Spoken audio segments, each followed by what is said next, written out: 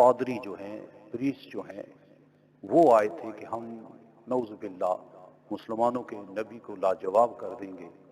انہیں کیا پتا کہ یہ تلمیذ الرحمن ہے، اسے پڑھانے والا اللہ ہے، سکھانے والا اللہ ہے، یہ معلم کائنات ہیں، اور قرآن عظیم کا نالج ان کے سینے میں موجود ہے.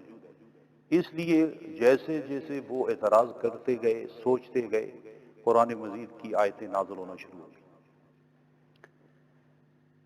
وہ اپنے اعتراض وہی کہ عیسیٰ علیہ السلام کو آپ سن آف گاڈ کیوں نہیں مانتے،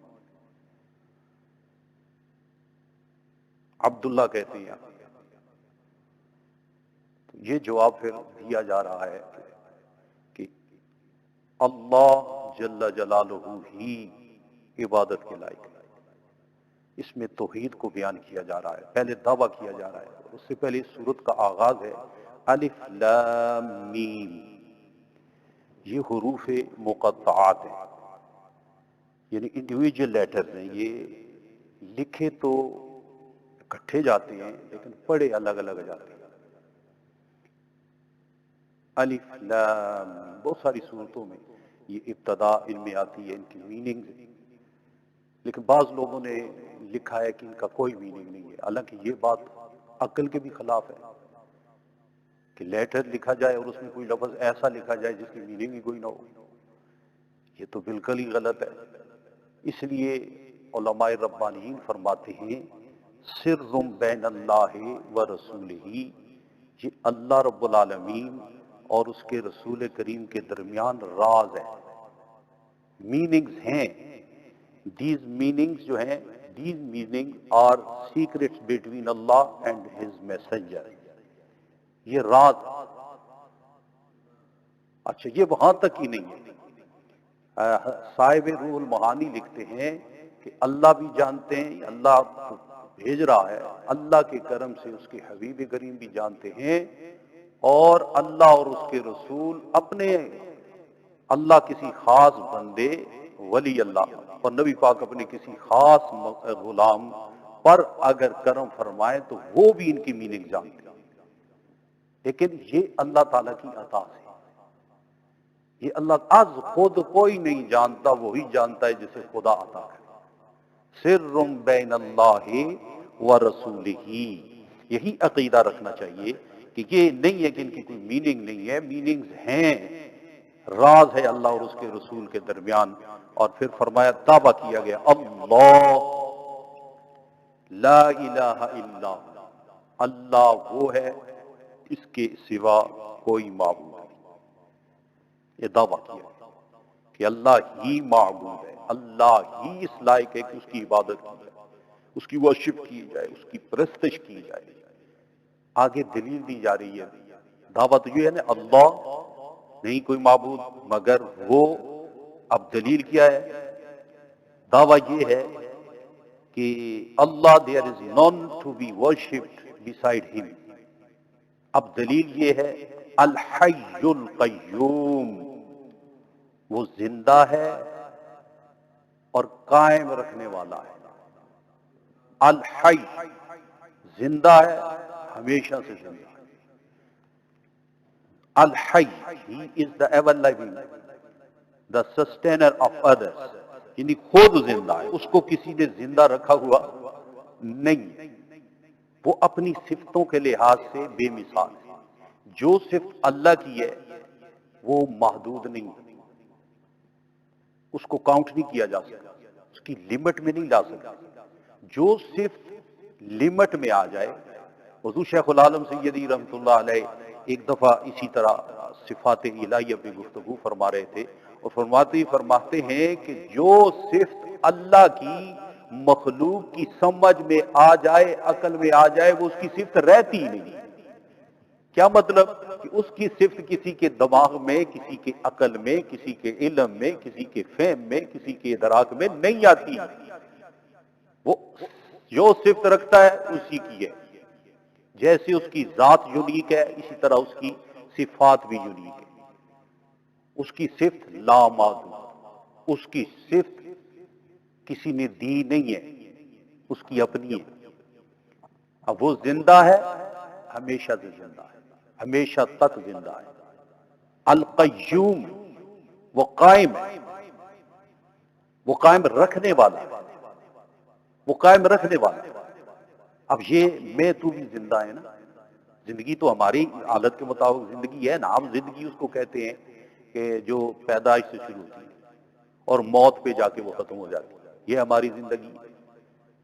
اب ہماری حیثیت کے مطابق ہم اپنے زندہ ہونے میں ہر لمحہ ہر لحظہ اس کے محتاج ہیں. اللہ الصمد، یہ عقیدہ توحید کو سمجھو. the oneness of Almighty اللہ. عقیدہ توحید کو سمجھنے کی ضرورت ہے کہ اللہ زندہ ہے، زندہ ہم بھی ہیں، لیکن تیری میری زندگی اس کی محتاج ہے. ہم زندہ ہیں اسی وقت تک زندہ ہیں جب تک وہ ہمیں زندہ رکھے گا.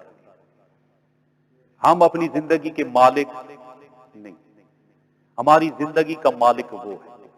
جس طرح ہمارے جسم کو پیدا کرنے والا وہ ہے، اسی طرح حیات کا مالک بھی وہی ہے، موت کو پیدا کرنے والا بھی وہی ہے. تو اللہ خالق، ہر شے کا مالک حقیقی ہے، خالق حقیقی ہے، وہی پیدا کرنے والا ہے. اب الحی القیوم، یہ دلیل ہے کہ ہمیشہ سے زندہ ہے. اب بتایا جا رہا ہے عیسیٰ علیہ السلام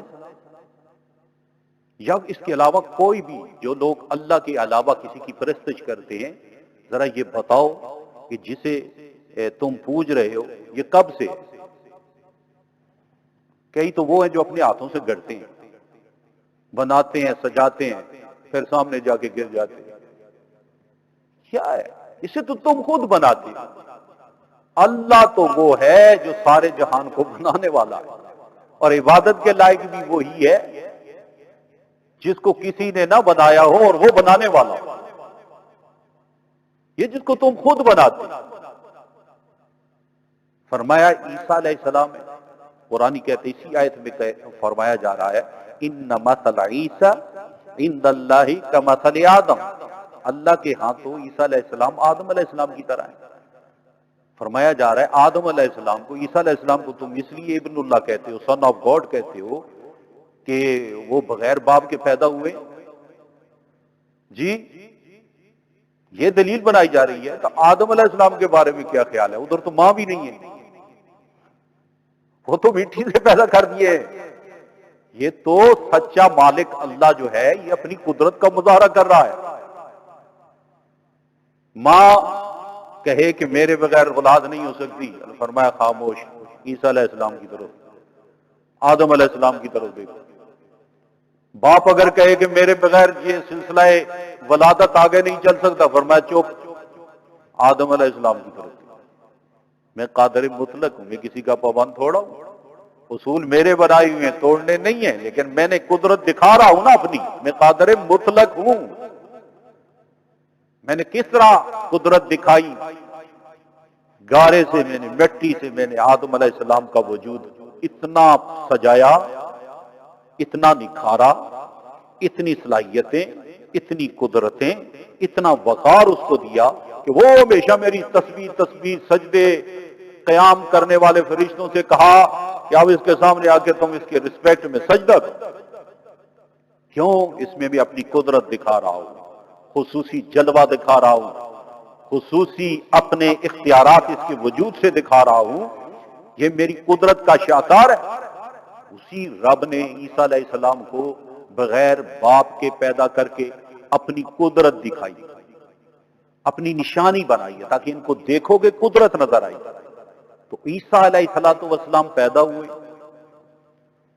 عیسیٰ علیہ السلام دنیا سے بھی جائیں گے، ابھی آسمانوں کی بلندیوں پر موجود ہیں.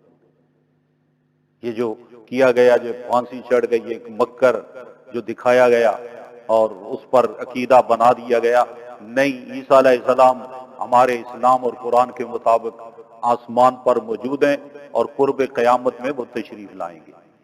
لیکن آخر موت ان کے آئی. کل نفس ذائقۃ الموت، وہ اپنی طبی موت دنیا سے تشریف لے جائیں گے. تو جو پیدا ہو وہ محتاج ہوتا ہے کہ نہیں؟ پیدا ہونے والا بچہ محتاج ہوتا ہے، اسے کھانے کی ضرورت، پینے کی ضرورت، ماں کا ایک لمحہ اگر وہ 2-4 دن بھی توجہ نہ کرے، دور کی بات ہے چند لمحے بھی بچے سے روح موڑ لے ماں تو اس کا جینا مشکل ہو جاتا ہے۔ تو جو پیدا ہو وہ خدا نہیں ہو سکتا، وہ اس لائق نہیں ہو سکتا۔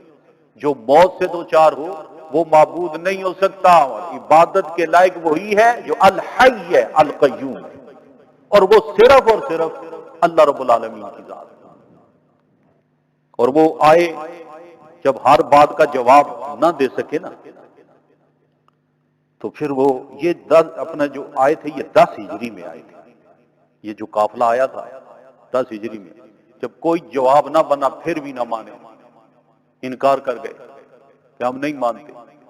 اللہ رب العالمین نے فرمایا محبوب پھر انہیں مبالہ پہ بلاؤ، دعوت مبالہ دو۔ مبالہ یہ ہوتا ہے کہ دونوں فریق جو ہوتے ہیں نا آپس میں اختلاف والے، وہ بیٹھ کے اللہ کی بارگاہ میں دعا کرتے ہیں جو جھوٹا ہو اس پر لعنت مانگو، وہ تباہ ہو جائے۔ تو نبی پاک صلی اللہ علیہ وسلم نے پھر پوری آیت میں آتا ہے کہ حبیب نے کہہ دو کہ آپ بھی آؤ، آپ بھی اپنے بچوں کو لے کے آؤ، میں بھی اپنے بچوں کو لے کے آتا ہوں، آپ بھی اپنی عورتوں کو لے کے آؤ، میں بھی اپنی عورتوں کو لے کے آتا ہوں۔ یعنی اس طرح اعلان کیا، حکم ملا، تو نبی پاک صلی اللہ علیہ وسلم ان کی جو دعوت انہوں نے قبول کی نا، تو سرکار دو عالم صلی اللہ علیہ وسلم تشریف لائے۔ حدیث شریف میں آتا ہے کہ نبیوں کے تاجدار صلی اللہ علیہ وسلم آگے ہیں، اور آپ نے حضرت امام حسین کو اٹھایا ہوا ہے، اور حضرت امام حسن رضی اللہ تعالی عنہ کا ہاتھ پکڑا ہوا ہے، اور آپ کے پیچھے سیدہ کائنات سیدہ خاتون جنت رضی اللہ تعالی عنہ ہیں، اور اس کے پیچھے حضرت سیدنا حیدر کرار رضی اللہ تعالی عنہ ہیں۔ اور جیسے ہی یہ چمکتے دھمکتے نورانی وجود سامنے آئے، ان کا جو پادری لیڈر تھا اسقف، وہ کہنے لگا او پیچھے ہٹو پیچھے ہٹو، ہم مبالہ نہیں کرتے، میں یہ جو نورانی چہرے دیکھ رہا ہوں نا، انہوں نے اگر دعا کر دی تو پوری دنیا سے ہمیشہ کے لیے ہم ختم ہو جائیں گے۔ وہ پیچھے ہٹ گئے، وہ پیچھے انہوں نے کہا جی ہم جو ہے نا آج کے بعد جو ہے جس طرح آپ کا قانون ہے اس کے مطابق چلیں گے، آپ کی حکومت میں ہم رہنا چاہتے ہیں، اور ہم بالکل وہ انہوں نے اسلام کے وہ جو قانون ہے اس کو ماننے کے وہ تیار ہو گئے۔ تو یہ پورا واقعہ کتب حدیث میں تفاسیر میں موجود ہے۔ اس میں ایک میں وضاحت کرتا چلوں، بعض لوگ یہاں سے کہتے ہیں جی دیکھو اگر نبی پاک صلی اللہ علیہ وسلم کی کوئی اور بیٹی بھی ہوتی تو وہ بھی اس وقت ساتھ ہوتی، یہ ایک اعتراض کیا جاتا ہے، میں ساتھ ساتھ اس کا جواب بھی دے جاؤں۔ نبی پاک علیہ الصلوۃ والسلام کی شہزادیاں 4، قرآن بھی بنات کا ذکر فرماتا ہے، ایک بنت نہیں کہتا، جہاں نبی پاک کی بنات کا ذکر کیا نا وہاں بنات کا لفظ آیا، جمع پلورل، 4 بیٹیاں ہیں۔ اور ناسخ خود تاریخ اہل تشیع کی کتاب ہے، انہوں نے بھی اس میں لکھا ہے کہ نبی پاک علیہ الصلوۃ والسلام کی شہزادیاں جو ہیں وہ 4 تھیں۔ اب اگر تھی تو آئی کیوں نہیں، اس وقت موجود کیوں نہیں تھی؟ وہ اس لیے موجود نہیں تھی کہ یہ جو مبالہ کا واقعہ ہے نا یہ 10 ہجری میں ہوا ہے، اور نبی پاک صلی اللہ علیہ وسلم کی ایک شہزادی جو ہے وہ حضرت رقیہ، وہ 2 ہجری میں ان کا وصال ہوا، اور دوسری شہزادی حضرت زینب ان کا انتقال 8 ہجری میں ہوا، اور حضرت سیدہ ام کلثوم کا انتقال ہوا ہے 9 ہجری میں، اور یہ واقعہ ہوا ہے 10 ہجری۔ اس لیے وہاں صرف سیدہ پاک موجود تھی اور وہ تشریف لائی۔ اللہ تعالیٰ ہمیں سمجھنے کی توفیق عطا فرمائے۔ عقیدہ بنا کر قرآن کے سامنے نہیں بیٹھنا چاہیے، قرآن جو عقیدہ دے اس کو لینا چاہیے۔ عقیدہ بنا کر آگے بڑھیں گے فتنہ کھڑا ہو جائے گا، رول جائیں گے، حق نہیں ملے گا۔ قرآن جو عقیدہ دے، جو فکر دے، اس کے سامنے اگر اپنا سوچ فکر لے آؤ غلط نظر آتی ہے اس کو ردی کی ٹوکری میں ڈال دیں۔ قرآن جو بتائے، نبی کا فرمان جو سنائے اس کو عقیدہ بنانا چاہیے، اس سے ہٹ کر جو دائیں بائیں شائیں ہیں وہ ایکسیڈنٹ ہے، عقیدہ نہیں ہے۔ حضرت عیسیٰ علیہ السلام کا ذکر پاک کیا گیا۔ اچھا پھر اس میں حضرت عیسیٰ علیہ السلام کو لوگ معبود بناتے تھے، بناتے ہیں،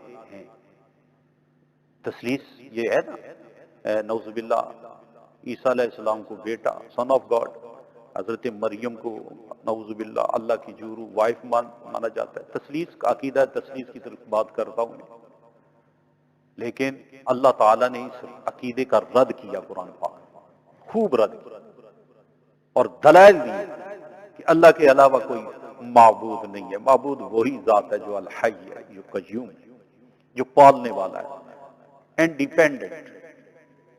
اللہ الصمد، اللہ انڈیپینڈنٹ یعنی کسی کا محتاج نہیں. یہ بات ہمیشہ یاد رکھیں کہ اللہ تعالیٰ کسی کا محتاج نہیں ہے. باقی نبیوں، ولیوں، اولیاء ہوں، عام انسان ہو، کوئی بھی ہو، سب کے سب ہر وقت اپنے ہونے میں اس کے محتاج.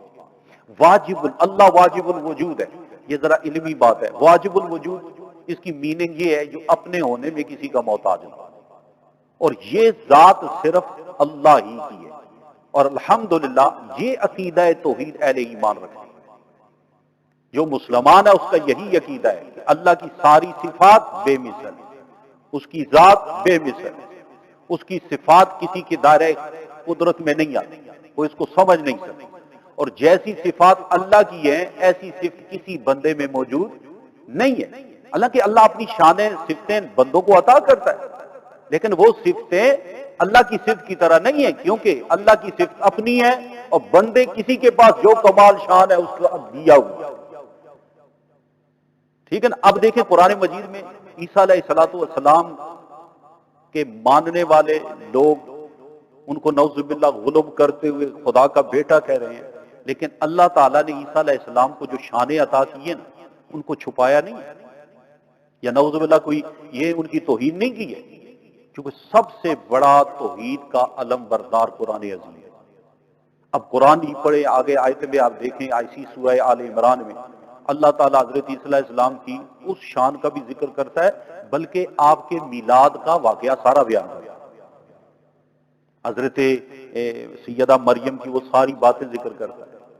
جی میلاد کے واقعات آپ کے ذکر کیے جاتے ہیں سارے، کہ کس طرح آپ نے گفتگو کی ہے، کس طرح لوگوں نے اعتراض کیے. اس سے یہ بھی عقیدہ واضح ہوتا ہے کہ نبی کا میلاد کرنا بھی بدعت نہیں ہے، یہ قرآن پاک میں بھی موجود ہے. جب پہلے نبیوں کے میلاد کے تذکرے اللہ کی آیات میں، قرآن کی آیات میں موجود ہیں، تو جس پر قرآن نازل ہوا ہے ان کی اگر میلاد کا تذکرہ کر دیا جائے، ان واقعات کو ذکر کیا جائے، تو کون سا آسمان زمین پہ گرتا ہے؟ جی قرآن تو بتا رہا ہے نا، پھر اللہ نے منع بھی نہیں کیا، ان سارے واقعات کو بیان کیا ہے. اور بیان کرتے ہوئے عیسیٰ علیہ السلام کی وہ شان بھی بیان کی ہے کہ سنو میں مٹی سے پرندہ بناتا ہوں، پھونک مارتا ہوں، باذن اللہ اڑے. عیسیٰ علیہ السلام کی وہ بات بھی کی ہے کہ آپ فرماتے ہیں میں مردے کو زندہ کرتا ہوں. وہ بات بھی قرآن نے اسی صورت میں بیان کی ہے کہ میں غیب کی خبریں دیتا ہوں، جو تم گھروں میں رکھتے ہو نا میں وہ بھی جانتا ہوں. جی کوڑ کے مریض حضرت عیسیٰ علیہ السلام کے پاس، اندھے جو ہے نا پیدائشی نبینا، وہ آپ کے پاس آتے ہیں اور آپ فرماتے ہیں کہ میں ان کو ٹھیک کرتا ہوں.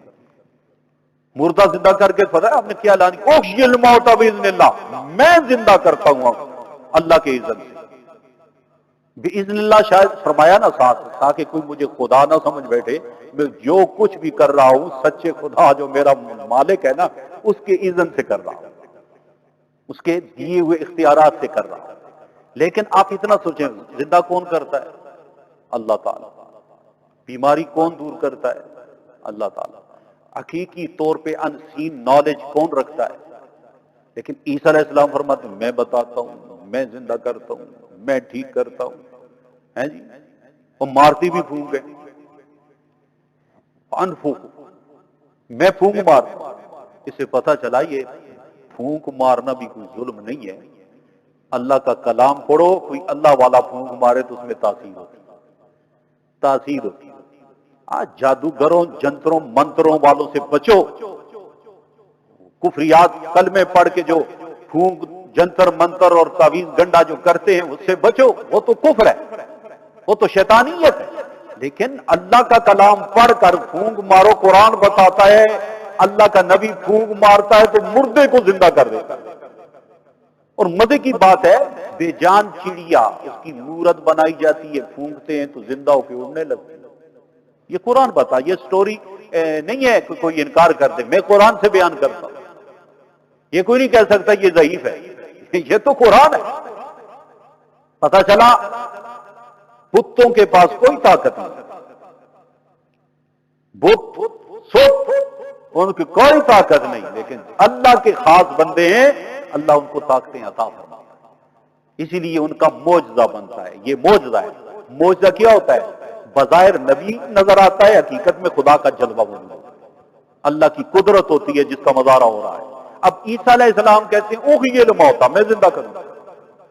اور اچھا جبریل امین جب آئے نا حضرت سیدہ مریم کے پاس، تو آپ نے مکمل بشری صورت میں آئے، بشرن سویہ، ہے نوری ہے بشری صورت میں، نوری اور بشری صورت میں۔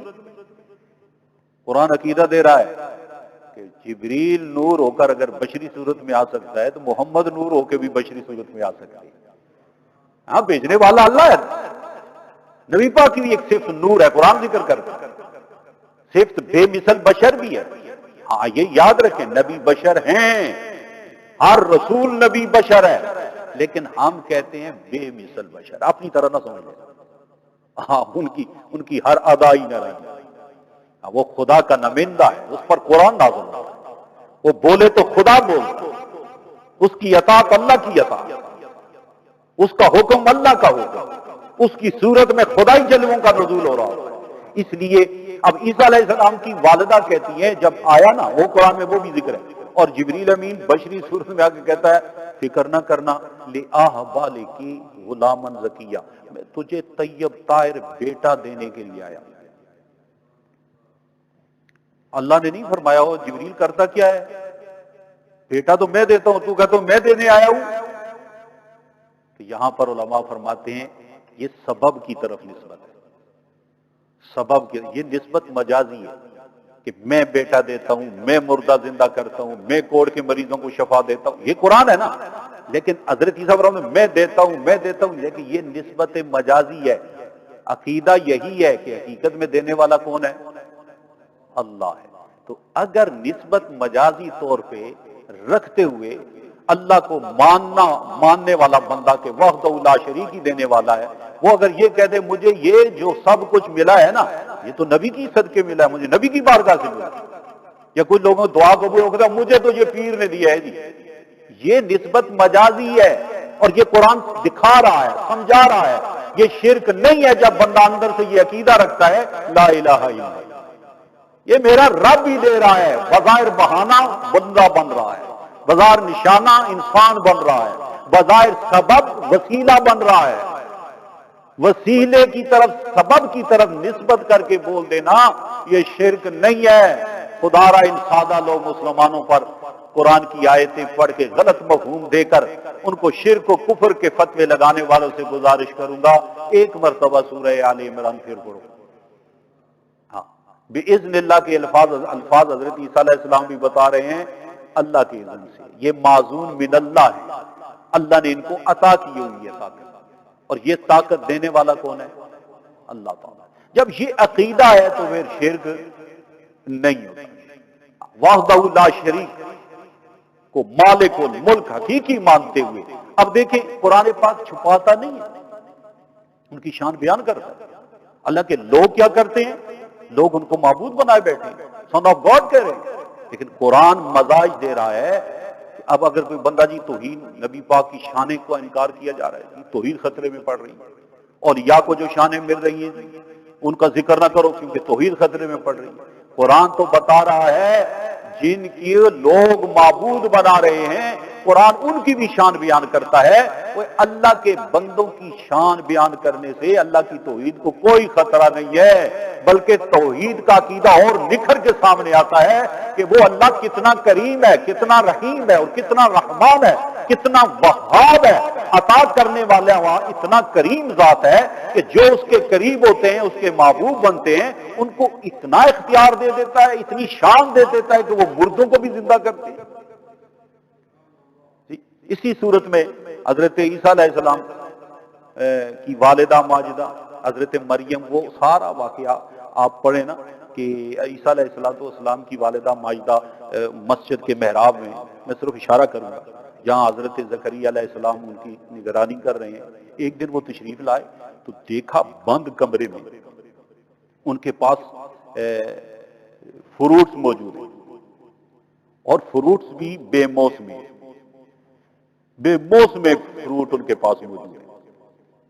اچھا، وہ جو فروٹ سامنے ہے، کمرہ بند ہے اور کوئی وہاں آتا نہیں ہے، ہیں بھی بے موسم، اور آپ کی جب وہاں نظر پڑی نا تو آپ نے ان سے پوچھا کہ یہ جو فروٹس آپ کے پاس ہیں، یا مریم انا لک ھذا،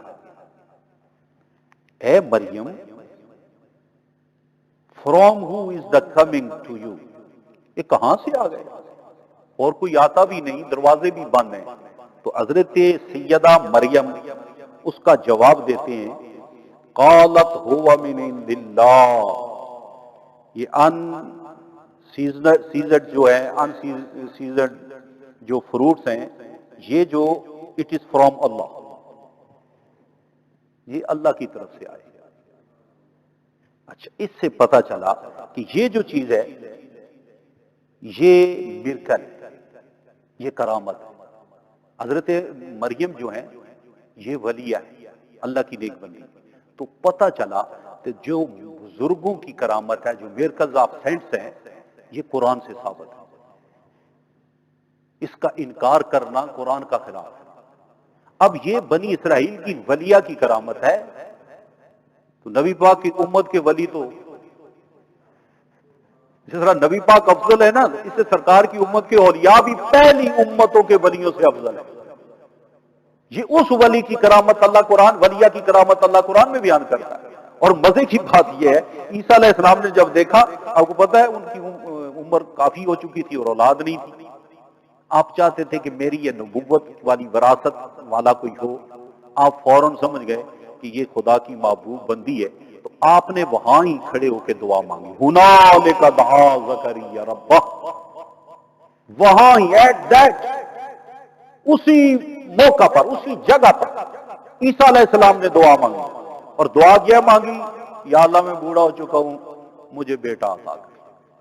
اور حضرت زکریا علیہ السلام نے دعا مانگی کہ یا اللہ میں بوڑھا ہو چکا ہوں، مجھے بیٹا عطا کر، حالانکہ میں اس لائق نہیں، میری بیوی بھی بوڑھی ہو چکی ہے، لیکن جیسے ہی اس مقام پر دعا مانگی، قرآن بتاتا ہے ابھی اسی وقت فرشتے نے آواز دی کہ ہم تجھے یہی عطا کریں گے۔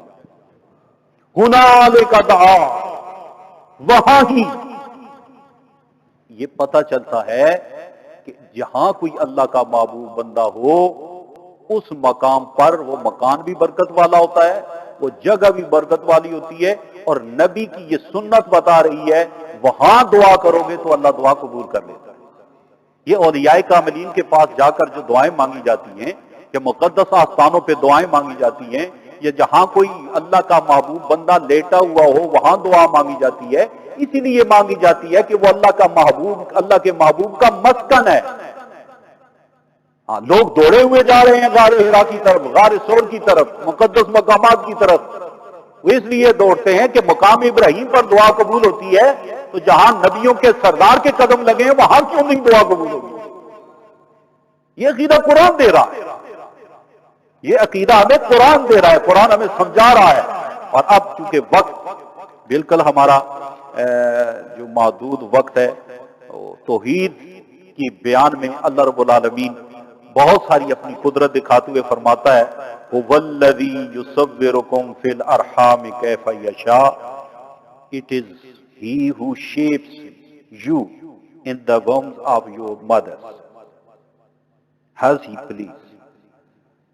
ماں کے رحم میں پانی پر وہ شکل بناتا ہے۔ پانی پہ شکل بنانا ہے، لوگ کہتے ہیں فضول کام، جس طرح ہوتا ہے پانی پہ بڑی شکل بنتی ہے، بھائی شیپ بنتی ہے، کوئی تصویر بنتی ہے۔ اور پھر مزے کی بات یہ ہے، اللہ پانی پر تصویر بناتا ہے، ایسی بناتا ہے کہ کسی کی تصویر دوسرے سے نہیں ملتی۔ کیا کمال ہے، اللہ اکبر، ایسی تصویر بناتا ہے جو دوسرے سے نہیں ملتی، ہر ایک میں کمال دکھاتا ہے، اور فرماتا ہے بناتا ہو، غور کرو، یہ تصویریں پیپر پہ نہیں بنتی، یہ کاغذ پہ نہیں، پتھر پہ نہیں ہیں، یہ مصور حقیقی پانی پر بناتا ہے، کوئی بنا کے دکھائے؟ یہ صرف اللہ ہی ہے جو ماؤں کے رحموں میں، اور فرمایا لا الہ الا ہو، نہیں کوئی معبود مگر وہ العزیز، غلبے والا ہے، اس کے علاوہ کوئی معبود نہیں. Besides him none is worthy of worship, exalted the wise. صرف اسی کی ذات ہے. یہ غالب، ہر جگہ غالب و غلبے سے اپنی قدرت دکھانا، یہ صرف اللہ ہی ہے. لا الہ الا اللہ، لا الہ الا اللہ. اور اس طرح اللہ رب العالمین اپنے حبیب کریم علیہ الصلوۃ والسلام کی امت کو قرآن کے ذریعے عقیدہ توحید پڑھا بھی رہا ہے، سکھا بھی رہا ہے. اور پھر قرآن عظیم کے بارے میں یہ بتایا گیا کہ اس کی کچھ آیتیں ایسی ہیں، هو الذی انزل علیک الکتاب منہ آیات محکمات ہن ام الکتاب واخر متشابہات. وہی ذات ہے جس نے آپ پر قرآن مجید کتاب نازل کیا، الکتاب یعنی قرآن مجید. اس کی کچھ آیتیں محکمات واضح ہیں، کلیئر ہیں، جو کہ اس کتاب کی سبسٹینس آف دس بک ہے، یعنی اس کی بنیاد ہے. وَأُخَرُ مُتَشَابِهَاتٌ، اور کچھ آیتیں ایسی ہیں جن کی جو میننگز ہیں نا وہ پوری طرح واضح نہیں، یعنی ہر بندہ اس کے میننگ سمجھ نہیں سکتا، اور وہ آیتیں بھی قرآن پاک میں موجود ہیں. پھر فرمایا گیا کہ جن لوگوں کے دلوں میں کجی ہے نا وہ ان آیتوں کو مفہوم بیان کرتے ہیں اپنی مرضی سے، اور بیان کر کے لوگوں کو شکوک و شبہات کا شکار کرتے ہیں. تو اللہ تعالیٰ فرماتا ہے کہ سب کچھ میرا ہی نازل کیا ہوا، لیکن جو راسخون فی العلم لوگ ہیں، والراسخون فی العلم، ان پر اللہ کرم کرتا ہے، ان کو ان شبہات کے صحیح علوم عطا کرتا ہے، میننگ عطا کرتا ہے.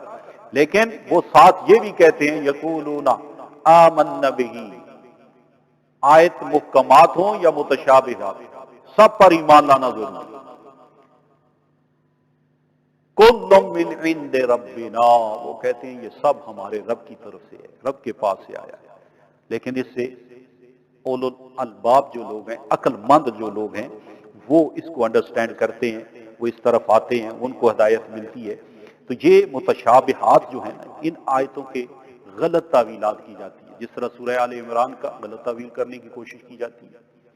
جی اسی طرح بہت ساری آیات کے ایسے تراجم کیے جا رہے ہیں کہ ان ترجموں کو اگر سامنے رکھا جائے تو اللہ کی توہین بھی ہوتی ہے، نبی پاک کی توہین کرتے ہیں. اور بعض متشابہات آیات کا ترجمہ کر کے جو بیسک ہمارے عقیدے ہیں نا، اللہ کریم کی ذات کے بارے میں، رسول پاک کے بارے میں، قرآن کے بارے میں، وہ غلط ترجمہ کر کے ایسا بیان کرتے ہیں کہ لوگ شکوک و شبہات میں پڑ جاتے ہیں. تو ایسے لوگ جو متشابہات کے میننگ کر کے اپنی طرف سے غلط میننگ بھی، تعویل بھی ایسی کرتے ہیں جو دین اسلام کے ہی خلاف ہے، اسلام کے بیسکس جو بلیفز ہیں ان کے ہی خلاف ہے. تو ایسے لوگوں سے دامن چھڑانا چاہیے. یہ لوگ قرآن ہی سامنے رکھ کے بیٹھتے ہیں اور قرآن ہی پڑھتے ہیں، اور قرآن کے ذریعے ہی لوگوں کو وہ گمراہ کرنے کی کوشش کرتے ہیں. اب دیکھو ایک آیت ہے، یہ یہودیوں کا اس ذکر ہو رہا ہے جب وہ حضرت عیسیٰ علیہ السلام کو قتل کرنے کے لیے انہوں نے چال کی ہے، تو اللہ نے اپنی قدرت دکھا کے ان کو بچایا ہے اور آسمان پر لے گیا. اس کو قرآن بیان کرتا ہے وَمَكَرُوا وَمَكَرَ اللَّهُ وَاللَّهُ خَيْرُ الْمَاكِرِينَ، کہ انہوں نے مکر کیا اور اللہ تعالیٰ نے خفیہ تدبیر فرمائی، اور اللہ سب سے بہتر خفیہ تدبیر فرمانے والا ہے. اب یہ جو مکر ہے نا، مکر چونکہ ایک تو عربی ہے، عربی میں تو وہ لفظ اسی صحیح معنی میں استعمال ہو رہا ہے، لیکن جب اس کو آپ کنورٹ کریں گے اردو میں تو ہر زبان میں کچھ لفظ ایسے ہوتے ہیں جو شریفانہ نہیں ہوتے، ان کی اچھی جگہ ان کو استعمال نہیں کی جاتی، اور اچھے انسان اور کسی بڑی ہستی کے لیے وہ لفظ بولے بھی نہیں جا سکتے کیونکہ ان میں توہین ہے. وہ لفظ عام غلط استعمال ہو رہے ہوتے ہیں. انہی میں سے ایک لفظ مکر بھی ہے، مکر، دھوکہ، فریب. جی یہ لفظ عربی میں ان مکر استعمال ہوا ہے، لیکن ہماری لینگویج جو اردو ہے یہ تو لشکر ہے نا کئی زبانوں کا. اور مکر کا لفظ اور یہ تو نہیں ابا جی تسی مکر کر دیو، ابا اٹھ کے چھتر لے کے دوڑ سی تو میں نے کیا کیا مکر آ گیا. پیر صاحب تو کسی مولوی صاحب سے کہو تو یار بڑا مکار ہے، تو کیا کہ بیدوی ہے نا اس لفظ، انسلٹ ہے۔ اب کچھ لوگوں نے یہ تراجم کیے، ترجمے کیے، اور یہ مارکیٹ میں موجود ہے۔ میں صرف اس لیے بتا رہا ہوں تاکہ ایمان بچ جائے، حفاظت ہو جائے۔ نام میں نہیں لوں گا، خود اپنے گھروں میں موسٹلی لوگوں کے گھروں میں موجود ہے۔ یہ آیت آپ نے 53 نمبر آیت ہے سورہ آل عمران کی۔ اس کا ترجمہ انہوں نے کیا ہے کہ مکروا، انہوں نے مکر کیا، یعنی یہودیوں نے مکر کیا۔ وَمَكَرَ اللَّهُ، نعوذ باللہ، اللہ نے مکر کیا۔ وَاللَّهُ خَيْرُ الْمَاكِرِينَ، اللہ سب سے بہتر مکر کرنے والا ہے۔ اور مکر کی نسبت نعوذ باللہ اس لفظ کو کدھر لگا دیا گیا؟ یہ نہیں دیکھا یہ لفظ بول کس رہے، کس ذات کے لیے رہے، اور یہی میننگ وہاں استعمال کر رہے ہیں۔ اسی طرح ایک نے کیا ہے کہ یعنی چیٹنگ کا لفظ استعمال کیا ہے کہ انہوں نے فریب کیا اور اللہ نے ان سے فریب کیا، نعوذ باللہ۔ ایک نے ترجمہ کیا ہے انہوں نے دعو کیا، اللہ نے ان سے دعو کیا، اور اللہ بہتر دعو کرنے والا۔ یعنی چیٹنگ کا لفظ، فراڈ، فلوٹنگ، ٹھیک ہے، یہ لفظ اب یہ ترجم اب انگلش میں کیے جا رہے ہیں، اور یہ آنے والی نسل کی طرف جا رہے ہیں۔ آپ خود سوچیں کہ آنے والی نسل اللہ کے بارے میں کیا عقیدہ رکھے گی؟ جی وہ تو کہیں گے جی قرآن میں لکھا ہوا ہے۔ ابھی ایسے تراجم جو ہے مارکیٹ میں موجود ہیں۔ اب دیکھو، اسی لیے ہم اعلیٰ حضرت کو اعلیٰ حضرت کہتے ہیں۔ ایسے ترجمے جب آئے نا سامنے تو آپ نے قرآن پاک کا ترجمہ کیا، آپ نے فرمایا وہ مکرو، وہ اپنا سا مکر کرتے تھے۔ وَمَكَرَ اللَّهُ، اور اللہ تعالیٰ نے بھی خفیہ تدبیر فرمائی۔ وَاللَّهُ خَيْرُ الْمَاكِرِينَ، اللہ سب سے بہتر خفیہ تدبیر فرمانے والا۔ اب دیکھیں اس میں ادب ہے نا، احترام ہے۔ اس لیے اگر ایسے تراجم سامنے آ جائیں اور ان سے اپنی جان بھی چھڑانی ہے، اور ایسے ترجمے قرآن سمجھنے کے لیے لیں جن میں کم از کم اس قسم کی کوئی بے ادبی نہ ہو۔ اور قرآن مجید میں اللہ رب العالمین نے جنتیوں کو ذکر کیا ہے کہ جن کو وہ جنت عطا فرمائے گا نا، تو وہ بھی ساتھ ذکر کریں تاکہ ہمیں کوشش کرنی چاہیے کہ وہ جنتی والی نشانیاں ہمیں موجود ہوں۔ اگر نہیں ہے نا، ایک تو فرمایا کہ جو ہے نا دنیا کی چیزیں، یہ آخری بات کر کے، دنیا کی چیزیں اللہ تعالیٰ نے وہ تمہارے لیے مزین کر رکھی ہیں۔ Beautified for people is the love of lust of women and children, یعنی یہ چیزیں اللہ نے ان میں اٹریکشن کر رکھی ہیں۔ وہ کیا ہے کہ بیویاں ہیں، بچے ہیں، دولت کے خزانے، یعنی سونا چاندی کا خزانہ جو ہے جمع کرنا اس میں، اور نشان زدہ گھوڑے ہیں، جانور ہیں، کھیتی ہے۔ آج گھوڑے کے بجائے گاڑی ہے، جی گاڑیوں میں بھی اٹریکشن رکھی ہے اللہ، مکان بھی بڑے اچھے اچھے، اس میں بھی اٹریکشن رکھی ہے۔ اللہ تعالیٰ ان نعمتوں کا ذکر کر کے فرماتا ہے ذالک متاع الحیات الدنیا، those are all the provision of the world life، یعنی یہ دنیا کی زندگی کا ساز و سامان ہے۔ اس میں فرما کے فرمایا واللہ عندہ حسن المآب، اور بندو اسی پر نہ رہنا، اللہ نے تمہارے لیے اس سے بہتر ٹھکانہ قائم بنایا ہوا ہے۔ مطلب یہ ہے کہ ان پر لگ کے صرف انہی کے ہو کے نہ رہ جانا کہ تم بس یہی دنیا بناتے پھرو، تم مسلمان ہو، تم میں اور کافر میں یہی فرق ہے، ڈس بلیور فقط دنیا۔ مسلمان صرف دنیا کے لیے نہیں جیتا مرتا، وہ اپنی منزل اپنے مالک کی محبت رکھتا ہے، عبادت ریاضت کرتا ہے۔ اور پھر ساتھ ہی فرمایا قل اُنبئکم بخیر من ذالک للذین اتقوا عند ربہم، محبوب فرما دیجئے ان کو کیا میں تمہیں وہ چیز نہ بتاؤں کہ جو اس سے تمہارے لیے بہتر اللہ نے تیار کر رکھی ہے، جو تقوی اختیار کرتے ہیں۔ کیا ہے وہ؟ جنت ہے، جس کے جو ہمیشہ کے لیے، جی اس میں تمہارے لیے طاہر ازواج موجود ہیں، اور اللہ فرماتا ہے رضوان من اللہ، اللہ کی رضا ہے، خوشنودی ہے، واللہ بصیر بالعباد، اور اللہ تعالیٰ بندوں کو دیکھنے والا ہے۔ جی اللہ فرماتا ہے ادھر آؤ، اور پھر ساتھ ہی فرمایا یہ دعا مانگتے ہیں وہ جنتی لوگ۔ کیا دعا ہے؟ ربنا اننا آمنا، اے اللہ ہم ایمان لائے، فاغفر لنا ذنوبنا، ہمارے گناہ معاف فرما دے، وقنا عذاب النار، یعنی یہ دعا مانگنی چاہیے مغفرت کی. یہ اشرا تو ہے ہی رحمت کا ہے نا، رب اغفر وارحم وانت خیر الراحمین کی دعا کثرت سے کرنی چاہیے. الصابرین، ان کی ایک شان یہ ہے کہ جب ان کو مشکل آتی ہے تو یہ صبر کرتے ہیں. والصادقین، ہر حال میں سچ بولتے ہیں. اور والقانتین، اور عاجزی کرنے والے، عبادت کرتے ہیں عاجزی کے ساتھ، عاجزی ہوتی ہے ان کی عبادت میں. والمنفقین، اور جو کچھ اللہ نے ان کو دیا ہے، they are the steadfast and the obedient and the humble and those who spend in the way of Allah and those who seek forgiveness in the early hours of the morning والمستغفرین بالاسحار. ان کی ایک تو مال جو اللہ نے دیا ہے نا اس میں سے خرچ کرتے ہیں. ایک بڑی بڑی کوٹھیاں اور بڑے بڑے بینک بیلنس بنا کے بیٹھے رہنا، اس کو بچاتے رہنا، غریب تڑپے روئے بھوکا مرے اس کی پرواہ نہ کرنا. جی یہ مومن کی شان نہیں ہے.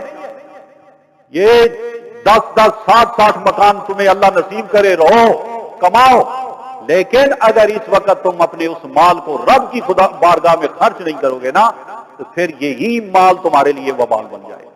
اللہ تعالیٰ جنتیوں کی نشانی فرماتا ہے کہ وہ جو میرا دیا ہوا مال ہے نا اس میں سے خرچ کرتے ہیں. اور یہ وقت ہے کوئی غریب بھوکا نہ مرے. میں تو انگلینڈ میں موجود ہو اور وہاں پاکستان میں ہمارا پڑوسی بھوکا ہو پیاسا ہو اور ہمیں پرواہ ہی نہ ہو. اس وقت یہ میں دولت مند اور مند جو ہے نا مخیر حضرات ان کو دعوت فکر دیتا ہوں کہ خدا را اس دولت کو کیا کرو گے؟ یہ تو آج آنکھ بند ہوگی تو یہ تمہارے لیے وبال بن جائے گا. اس لیے یہ وقت ہے، اس کو لگاؤ. اللہ فرماتا ہے جو تم میری راہ میں دو گے نا قرض ہنسنا ہوگا، میں دگنا تگنا کر کے تمہیں واپس لوٹا دوں گا. تو جب تم میرے پاس آؤ گے پھر اس کے کرم کو میرے پاس پاؤ گے، اس کا اجر میرے پاس پاؤ گے. اور اللہ جنتیوں کی نشانی بتاتا ہے. اس لیے جو دولت رکھنے کے بعد کنجوس ہو وہ فکر کرے، وہ غور کرے میں دولت مند ہونا. تو یہ تو قارون کے پاس بھی دولت. اللہ تعالیٰ دولت مند، اللہ فرماتا ہے حدیث شریف ہے کہ اگر اللہ کے ہاں کسی چیز کی قدر ہوتی نا مچھر کے پر کے برابر بھی تو اللہ کافر کو نہ دیتا. یہ دنیا ہے، یا تو کافروں کے پاس دولت سنبھالی نہیں جاتی. اس لیے دولت مند ہونا کوئی اس بات کی دلیل نہیں اللہ تجھ سے راضی ہو گیا ہے. اللہ تجھ سے راضی دیکھنا چاہتا ہے تو پھر دولت کو خرچ کر خدا کی. یہ موقع اس وقت کسی کی آہ لگ گئی، کوئی بھوکا مر گیا، تجھے معاف نہیں کیا جائے گا. اللہ فرماتا ہے کہ جنتیوں کی نشانی یہ ہے جو میرے دیے ہوئے مال سے خرچ کرتے ہیں. اور آخری ایک نشانی یہ بیان کی گئی ہے والمستغفرین بالاسحار، وہ سحری کے وقت اٹھ کے گڑ گڑا کے اپنے رب سے معافی مانگتے ہیں، روتے ہیں رب کی بارگاہ میں کہ جو فولٹی لائف ہماری گزر گئی، اللہ کریم اب وہ وقت آ گیا ہے تو ہمیں معاف کر دے.